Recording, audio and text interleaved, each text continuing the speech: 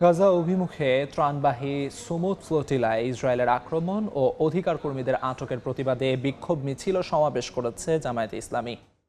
শুক্রবার জুমার নামাজের পর জাতীয় মসজিদ বায়তুল মোকাররমের উত্তর গেট থেকে মিছিল বের করেন ঢাকা মহানগরী উত্তর ও দক্ষিণের নেতাকর্মীরা। মিছিলটি পল্টন হয়ে বিজয়নগর ঘুরে আবারও পল্টন মোড়ে এসে শেষ হয়। ফিলিস্তিনি পতাকা হাতে ইসরায়েলি আগ্রাসন বন্ধের দাবি জানান তারা। গাজার দিকে রওনা করা ত্রাণবাহী জাহাজে আক্রমণের তীব্র নিন্দা জানান নেতারা। অবিলম্বে আটককৃত মানবাধিকার কর্মীদের ছেড়ে দেওয়ার দাবি জানানো হয়। এর আগে বায়তুল মোকাররমের উত্তর গেটে সংক্ষিপ্ত বিক্ষোভ সমাবেশ করেন জামাতের নেতাকর্মীরা। কেন্দ্রীয় সহকারী সেক্রেটারি জেনারেল মাওলানা রফিকুল ইসলাম খান বলেন, বিশ্ব মুসলমানদের মধ্যে ঐক্য না থাকার সুযোগে ফিলিস্তিনিদের রক্ত নিয়ে হোলি খেলছে ইসরায়েল।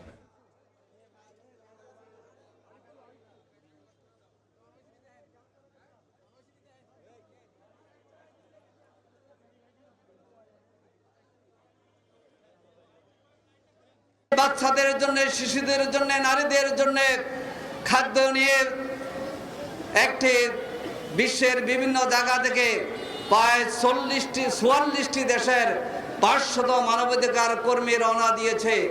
সেখানে ইসরায়েলি হায়নারা সেই সমুদ্রের নিয়ম লঙ্ঘন করে ত্রাণবাহী জাহাজকে আটক করেছে।